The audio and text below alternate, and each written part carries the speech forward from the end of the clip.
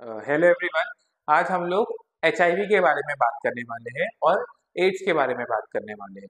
Imagine करो कोई husband है, वो बहुत मुंह मारता है, ओके।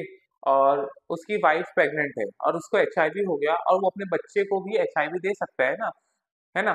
तो बीच प्रेगनेंसी में भी उसने सेक्स किया तो बच्चे को भी एचआईवी हो सकता है ना। तो उसके लिए भी हमारे पास आजकल इलाज है।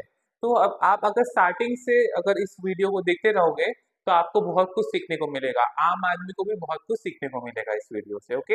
हम बेसिक से जाएंगे, आपको एबीसीडी भी नहीं आता एचआईवी का, आपको भी बहुत कुछ सीखने को मिलेगा ये वीडियो से, तो लगे रहे। तो let's start with AIDS, okay. तो जो हमारा एड्स है, जो बीमारी है, वो एक वायरस से होती है जिसका नाम है एचआईवी। क्या नाम है? एचआईवी। तो अब ये जो एचआईवी वायरस है ये कहाँ से आया? जो एचआईवी वायरस है ना, ऐसा माना जाता है कि हम इंसान बहुत खराब है, हमने जानवरों तक को नहीं छोड़ा। तो लोग बोलते हैं कि चिंपैंजी, गोरिल्ला, ये सब लोगों के साथ इंसानों ने सेक्स किया और फिर वहां से ये वायरस हमारी बॉडी में आ गया। और आपको पता है या नहीं पता होगा, कुछ लोग जानवर इसलिए पालते हैं, जैसे कुत्ता बिल्ली इसलिए पालते हैं कि उनके साथ वो सेक्स कर सके। बहुत गंदी गंदी हरकतें करते हैं अपने जानवरों के साथ।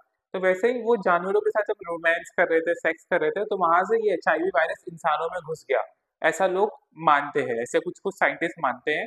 अभी जो एचआईवी वायरस है ये दो टाइप का हो सकता है, एक एचआईवी 1 और एक है एचआईवी 2। जो एचआईवी 1 है वो पूरी दुनिया में है। क्या? पूरी दुनिया में आपको एचआईवी 1 के पेशेंट मिलेंगे। और जो एचआईवी 2 है वो सिर्फ आपको अफ्रीका में मिलेंगे। कहाँ मिलेंगे? अफ्रीका में। तो जो एचआईवी 1 है वो पूरी दुनिया में है। और ये जो एचआईवी 1 का वायरस है, इसके भी बहुत सारे टाइप्स होते हैं जिसको हम लोग क्लैड्स बोलते हैं। क्या बोलते हैं? क्लैड्स। ABCDEFGHJK, ये सब क्लैड्स हैं। अब इसके कुछ टाइप्स अलग अलग टाइप के लोगों में मिलता है। जो बी है, बी से याद करो, बट। बट मतलब पता है ना, बम। तो जो बम सेक्स करते हैं उनको क्लैड बी पकड़ता है। तो कौन लोग बम सेक्स करते हैं? ये लोग सुना है आपने? कुछ लड़के लड़के के साथ करते हैं, मैन सेक्स विथ मैन, है ना। तो वो बी, ये ज्यादातर यूरोप और अमेरिका में मिलता है, तो उनको क्लैड बी का वायरस पकड़ता है। एचआईवी 1 का जो बी है ना, क्लैड, वो पकड़ेगा। सी से याद करो, सी फॉर वजाइना को हिंदी में चू से कुछ बोलते हैं, है ना। तो वो सी याद करो। तो जो फीमेल और मेल वाला सेक्स है वो वाला जो अगर ज्यादा करेंगे तो आपको कौन सा वायरस पकड़ सकता है? क्लैड सी, ओके। तो इंडिया, अफ्रीका में मिलता है ज्यादा। और एक क्लैड ई होता है जो दोनों में मिलता है, गे लोग में भी मिलता है जो लड़के लड़के लड़के करते हैं, या जो लड़की लड़की लड़का करते हैं। नॉर्मल लोग में भी और गे लोग में भी, मतलब होमोसेक्सुअल में भी और हेटरोसेक्सुअल में भी मिलता है, वो ई है। वो ई टाइप मिलता है, वो आपको साउथ ईस्ट एशिया में मिलता है। तो बोल रहे हो कि आप क्या क्या फायदा है ये सब जान के कि नॉर्मल के साथ करूं या होमोसेक्सुअल हो, हेट्रोसेक्सुअल, ये सब पढ़ के क्या फायदा? अब हमारे पास न्यू ड्रग्स आ रहे हैं। क्या आ रहे? न्यू। तो जो लोग होमोसेक्सुअल है उनके लिए अच्छे ड्रग्स आएंगे, मतलब ये वाला वायरस के लिए ये ड्रग काम करेगा। तो अगर आपको ये क्लासिफिकेशन पता होगा तो नए नए ड्रग्स, देखो हर एक ड्रग हर एक टाइप के हिसाब से काम करता है। तो ये अगर समझो आपको ये ड्रग देना है तो ये टाइप पे काम करेगा, इसलिए टाइप जानना जरूरी है, ओके। अब हमारी पूरी बॉडी किसकी बनी हुई है आपको पता है? सेल की बनी हुई है। तो मैं, सेल के अंदर डीएनए होता है। क्या होता है? डीएनए। और वो डीएनए जो है ना, वो सब हमारा बॉस होता है, मतलब वो बताता है कि आप लंबे हो गए, छोटे हो गए, मोटे हो गए। वो डीएनए से प्रोटीन बनता है, वो डीएनए में जीन्स होते हैं, उससे प्रोटीन बनता है ना।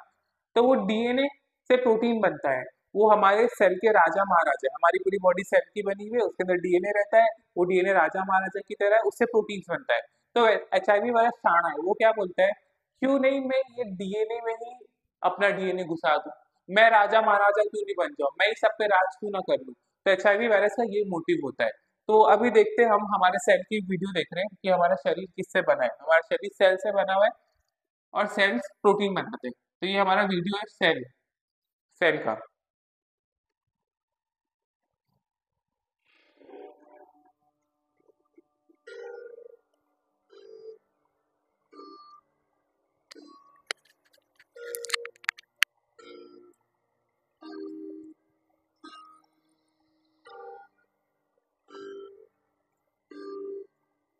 आप देखोगे सेल के अंदर घुसा और सेल के अंदर डीएनए होता है, वो दिखाएगा ये।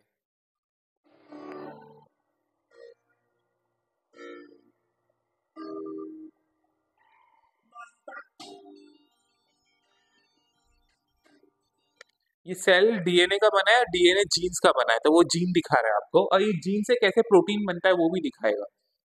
तो आप लंबे हो कि आपकी जीन की वजह से, आपका वो जीन है इसकी वजह से आप वो लंबे हो रहे हो, है ना।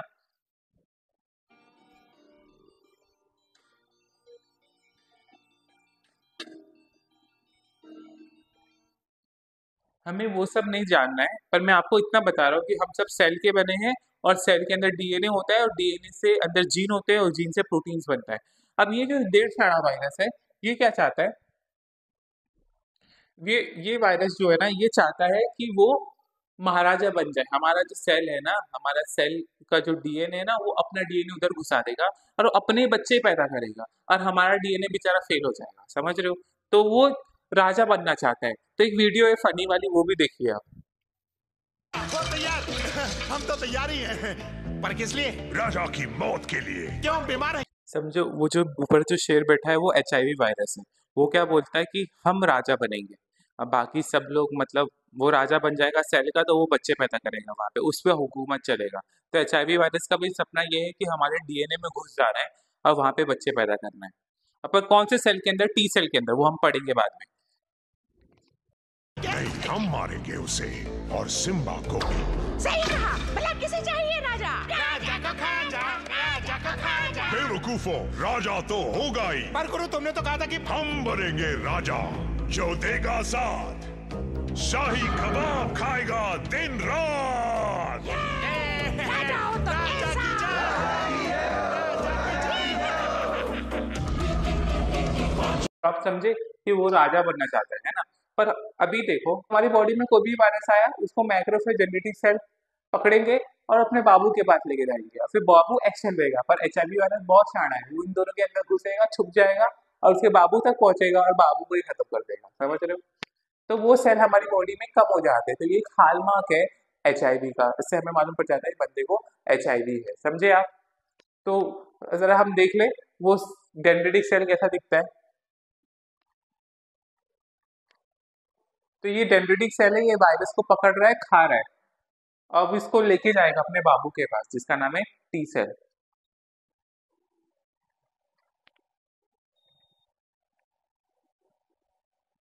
आप देख सकते हो वो एक पाइप में घुस गया है, एक हाईवे जैसा हमारे बॉडी के अंदर, जिसको बोलते हैं लिम्फेटिक वेसल।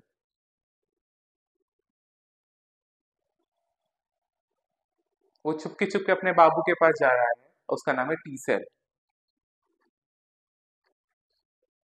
वो बहुत सारे होंगे टी सेल, वो अपने टी सेल को ढूंढेगा जो इसका एक्शन ले सके। देखो वो ढूंढ रहा है, देखो कितनों के पास गया पर कोई काम नहीं कर रहे, फिर उसका उसका लविंग डफिंग मिल जाएगा उसको।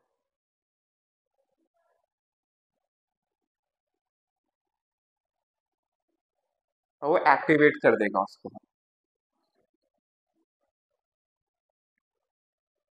तो इमेजिन करो, नोरा फतेही अपने बाबू को बुला रही, देखो वो आ गया, देखो वो आ गया, सिमिलरली वही होगा, टी सेल बोलेगा वो आ गया, वो आ गया।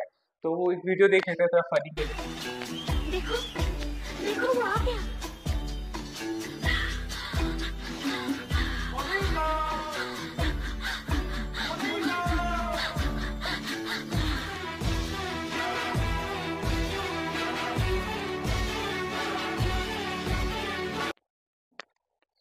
जैसे ही वो शाणा वायरस अपने बाबू के पास पहुंच जाएगा, सॉरी, हाँ, उसके बाद ये जो वायरस है, अब मैक्रोफेज और डेंड्रिटिक सेल में छुप के आया, उसके बाद ये बाहर निकलेगा ना, उनको फोड़ के भी। तो जैसे ही बाहर निकलेगा, इस वायरस की बाहर शक्कर होती है, जिसको बोलते हैं जीपी प्रोटीन, ग्लाइकोप्रोटीन। देखो, किसी को भी वाट लगाने को पहले मीठी मीठी बातें करनी पड़ती थी, वायरस को पहले से ही पता था, तो मीठी मीठी बातें करेगा ये शाणा वायरस। ये क्या करेगा, इसके ऊपर प्रोटीन होते हैं, जिसको बोलते हैं जीपी प्रोटीन। क्या बोलते हैं, जीपी प्रोटीन। के ऊपर दो प्रोटीन होते हैं, जीपी 120, उसके बाद पीछे छुपा होता है जीपी 41। तो ये GP120 मैक्रोफेज और डेंड्रिटिक सेल को भी बाइंड करते हैं, और ये GP120 टी सेल को भी बाइंड करेगा। पर जब GP120 मैक्रोफेज को बाइंड करता है, तो वो CD4 रिसेप्टर से बाइंड करता है। किससे बाइंड करता है, CD4। और फिर उसी GP120 से एक हाथ निकलेगा, जो CXCCR5 से बाइंड करता है। ओके, पर टी सेल में क्या होता है, टी सेल में वही GP120 CD4 से बाइंड करेगा रिसेप्टर से, पर यही GP120 बाइंड करेगा CXCR4 से। और फिर ये शाणा वायरस एचआईवी के सेल के अंदर, सॉरी हमारे टी सेल के अंदर घुस जाएगा। ये शाणा वायरस कैसे घुसेगा, पहले इसका GP120 जो मीठी मीठी प्रोटीन्स है वो GP120 बाइंड करेगा किससे, CD4 से, फिर उसी GP120 का एक हिस्सा बाइंड करेगा CXCR4 से। उस GP120 के पीछे एक और एक GP होता है जिसका नाम है GP41, वो इन दोनों सेल को, वायरस और सेल को फ्यूज कर देगा। इसके ये GP120 के पीछे होता है GP41। बोलेंगे सर हम लोग ये सब ये खतरनाक खतरनाक चीजें क्यों पढ़ रहे हैं, क्यों जो दवाइयां हैं इसी पे काम भी करती हैं। तो जैसे ही वायरस, देखो ये वायरस है, ये शाणा वायरस के अंदर आरएनए होता है। ये याद करो, वायरस के अंदर एक रिप होता है, क्या होता है, रिप, बोलते हैं रेस्ट इन पीस, मर जाओ आप। तो वैसे रेस्ट इन पीस में क्या रिप में आता है, रिवर्स ट्रांसक्रिप्टेड, आई फॉर इंटीग्रेस और पी से प्रोटीएस। क्या आता है, ये वायरस के अंदर 3 गिफ्ट आते हैं, रिवर्स ट्रांसक्रिप्टेज, इंटीग्रेस और प्रोटीएज। जैसे ही वायरस अंदर आएगा, रिसेप्टर से बाइंड करेगा, ये अपना आरएनए घुसा देगा। क्या घुसा देगा, आरएनए। ये आरएनए को डीएनए बनाने के लिए रिवर्स ट्रांसक्रिप्टेज होगा, वो उसको डीएनए बना देगा। फिर आई से इंटीग्रेस, ये इंटीग्रेस इस डीएनए को न्यूक्लियस मतलब हमारे डीएनए के पास लेके जाएगा। और फिर ये डीएनए से हमारा प्रोटीन बनेगा। क्या बनेगा, वायरस का प्रोटीन बनेगा। वो प्रोटीन को काटने के लिए प्रोटीएस होगा, जिससे काम के मतलब प्रोटीन बनेगा, तो वो प्रोटीन के टुकड़े करने का काम प्रोटीएस करेगा। और उससे बहुत सारे छोटे छोटे बच्चे बनेंगे और हमारे टी सेल को फोड़ के मार देंगे। जो टी सेल हमारी बॉडी की योद्धा थी उसकी वाट लग जाएगी। समझ गया। अब जैसे वायरस का GP120 बाइंड करता है रिसेप्टर से, है ना, अपन क्या करेंगे, एक रिसेप्टर से बाइंड करता है और उसका एक हाथ किससे बाइंड करता है, CXCR4 से, है ना, ये CCR5 से। तो जो CCR5 है मैक्रोफेज में, उससे ना बाइंड हो, देखो पहले वायरस उसको इन्फेक्ट करता है डेंड्रिटिक सेल और मैक्रोफेज को, मैक्रोफेज से ना बाइंड हो तो CCR4 पे एक ड्रग काम करता है जिसको बोलते हैं माराविरॉक्स। क्या बोलते हैं, ऐसा रहता है वायरस को मारो, पत्थर से मारो, तो माराविरॉक्स, रॉक से पत्थर याद रखो। ये आके बाइंड हो जाएगा CCR5 पे मैक्रोफेज के। इससे मैक्रोफेज के अंदर वायरस घुस नहीं पाएगा, तो टी सेल तक क्या पहुंचेगा वायरस, है ना, वायरस मैक्रोफेज डेंड्रिटिक सेल के अंदर घुस के तो पहुंचता टी सेल तक, है ना। तो माराविरॉक्स ड्रग है जो उसको बाइंड कर ही नहीं देगा। फिर देखो GP120 और वायरस के रिसेप्टर बाइंड करता है, पर GP41 है जो उसको अंदर घुसने में हेल्प करता है ना, GP41, तो GP फ्यूजन में हेल्प करता है। उसके लिए भी ड्रग है जो रोक सकती है, उसको बोलते हैं एम्फूवर्टाइड। क्या नाम है, एम्फूवर्टाइड।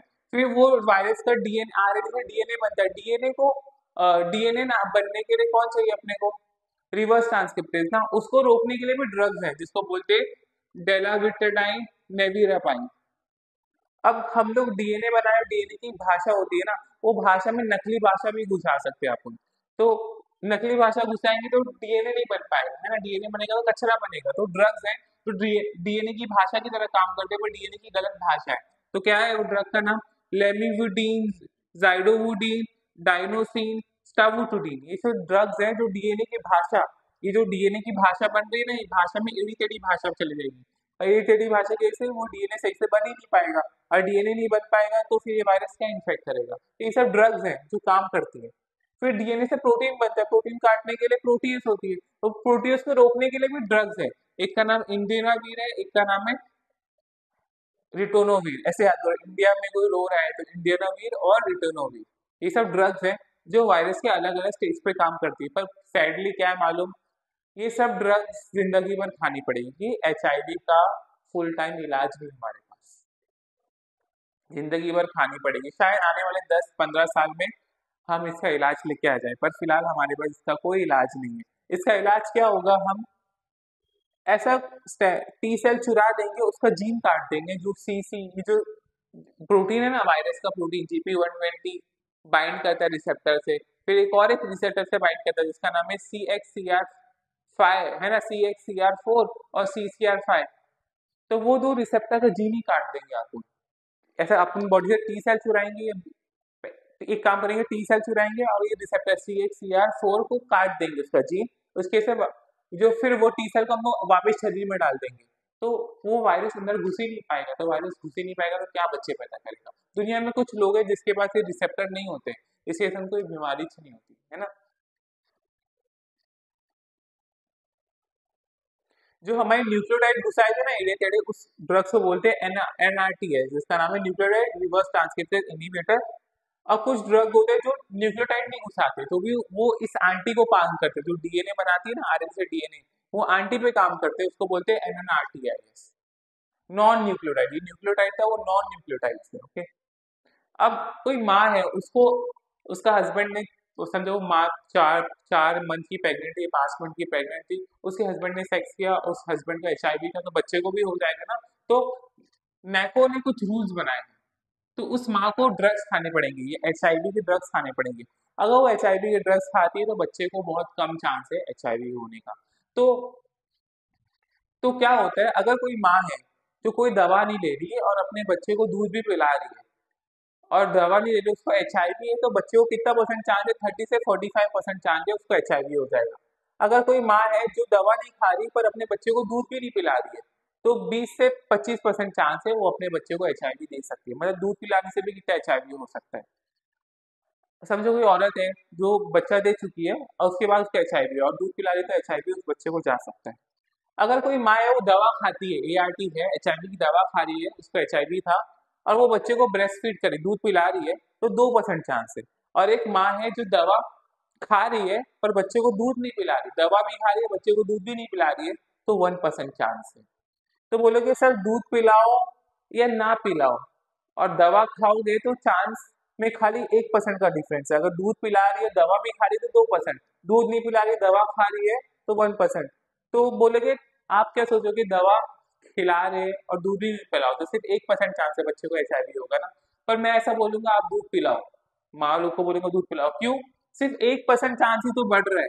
जो बच्चा है ना उसको दुनिया भर की बीमारी हो जाएगी। इंडिया में स्पेशली गरीब लोग हैं, वो कहाँ से लाएंगे बच्चे का खाना, महंगा होता है बच्चे का खाना, तो बच्चे को दुनिया भर की बीमारी हो जाएगी। बच्चे के दूध में, माँ के दूध में जो है ना बहुत सारे एंटीबॉडीज होते हैं जो बच्चे को बचाते हैं, है ना। तो वो 2% के चक्कर में दुनिया भर की बीमारी हो सकती है ना। तो गरीब लोग को तो मैं बोलूंगा आप पिलाओ बच्चे को दूध।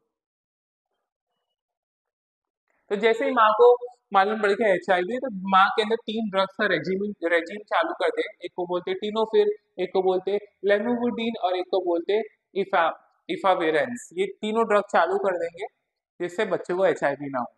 अगर माँ ने 4 हफ्ते से ज्यादा ड्रग्स खाए हैं, माँ समझो, माँ उसके माँ के पेट में बच्चा था वो औरत के, तो वो माँ ने 4 हफ्ते से, मदर ने 4 हफ्ते से ज्यादा ड्रग्स खाए हैं, तो उस बच्चे को ड्रग लेना पड़ेगा 6 हफ्ते के लिए। कौन सा ड्रग लेना पड़ेगा?